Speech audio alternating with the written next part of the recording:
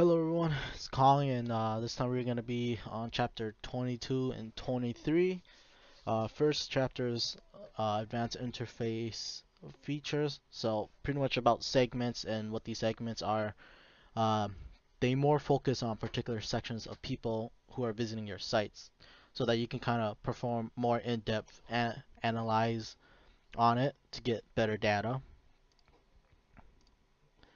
And going a little more into chapter 22, so you can apply actually multiple segments at a time, and this actually really helps better because you're able to quickly compare the performance and trends that are going on between each different segments. So you can get data a lot faster rather than doing it one by one.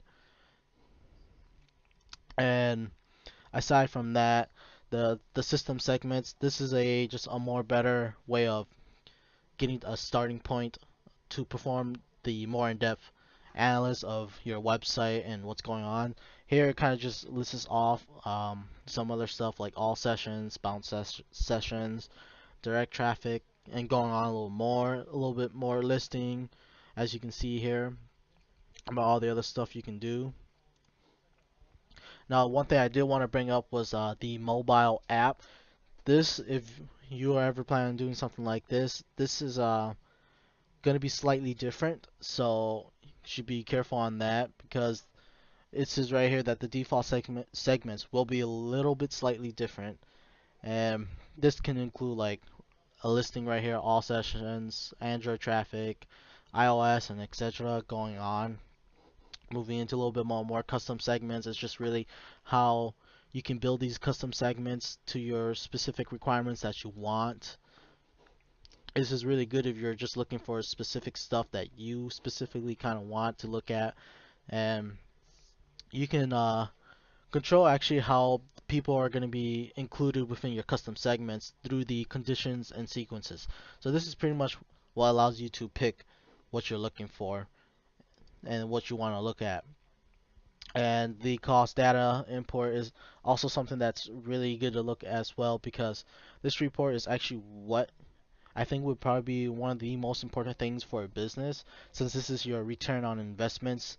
It of your paid campaigns, and this includes such things as extra stuff like advertising costs and comparing it to value of websites, which is generating the goal values, which we will talk a little more in the next upcoming chapter.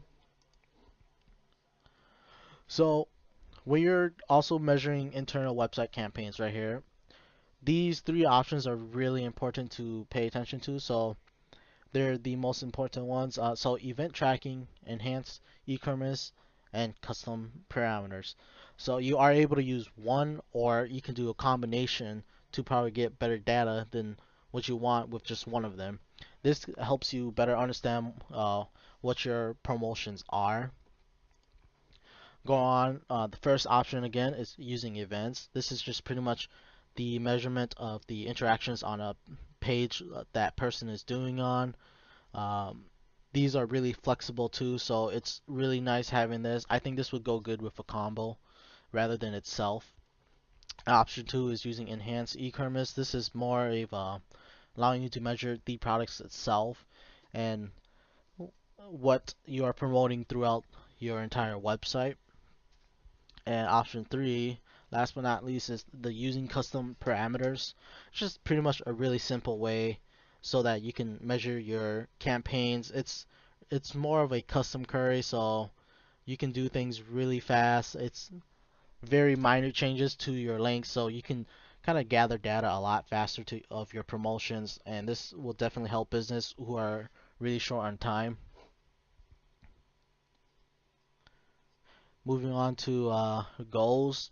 So pretty much what these goals are, it's the measurement of high value interactions on your websites.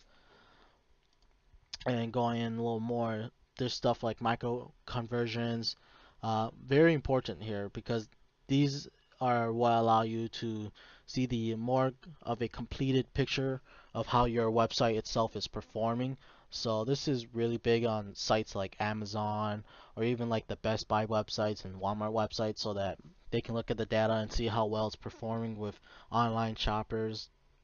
And right here, the page-based goals. These are just really common type of goals that are more towards based on people who are viewing just a particular page within that website of yours. Um, Up next is a setting up destination goals. So this is more of a page-based goal. So pretty much it's what people are doing steps by step to complete it to get like a desired thank you page or congrats you have finished this. So you can think of like an online application where you're going step by step filling something in, or you're buying something, you move it to your cart and you check it out. There you go. It will usually say your purchase has been made. We will send an email notification to it or a receipt going on, etc. And match types or oops, yeah, match types here. They're more decide if your match goal configuration and the conversion of what is going to be reported. So there is three types that you should know.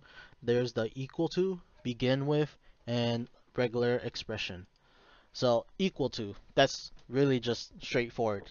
Equal to is what it equals to. Begins with. This is kind of a more relaxed approach to your goal configurations and whatnot. So this is pretty good. And then if you really want to get advanced into it, then you're going to start using the regular expression. Um, and then right here, talking about our calculated value. So this is just pretty much calculating the value of a goal. Like, how are you gonna, or what is your calculation within? Like here it says uh, $30,000. Right here, you can divide it by like 40. Um, of course, not everyone is gonna be considered a client in the future, but you're still making something about 750, so that's still worth something. Oh, sorry. Um, and then right here, I wanted to talk about the symbolic value. So this is an assigned value based on the importance of the goal itself. So how important it is. I think this is going to be used primarily in more of the bigger businesses and organizations out there, so that they can keep their assigned value on a goal that has higher importance than the other lesser goals that they're trying to achieve. So right here, I also highlighted goals for the website. So these might include such things like traveling plans, sharing the content on like social media, visiting like external tour provider websites or other websites out there, and just more contacting travel agents. Aside from that, required steps. So this is something that is an optional thing. You don't have to really do it due to the fact that it's a really confusing configuration to do, because this thing actually only modifies the funnel visualization report. So for that particular goal, I should say too. So this one is a rather confusing thing to kind of understand. So I would say most companies probably don't use it unless they really truly understand how to do this. And some of the articles that we're also reading about, this gives more in depth of what segment types or what segment itself is. They're more of a non-destructive filters. You can learn a lot about it. You learn how to use it, and as well as the limits on segments. Goals also have the segments. So here, total segments, 1,000 per user for segments, can be applied and edited in any view. And it just goes on more about like data ranges, limits, multi-channel funnels, and so on.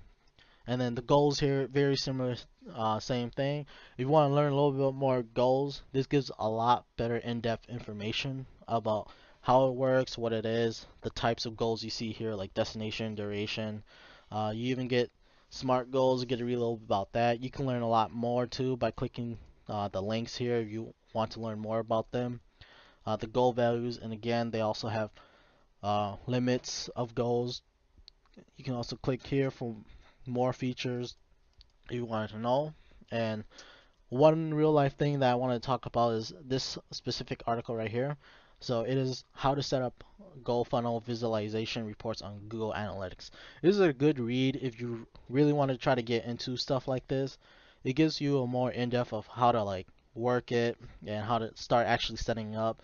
Um, these 4 steps are really nice. 1, limitation of Google Analytics goal funnels. 2, why gonna goal funnels.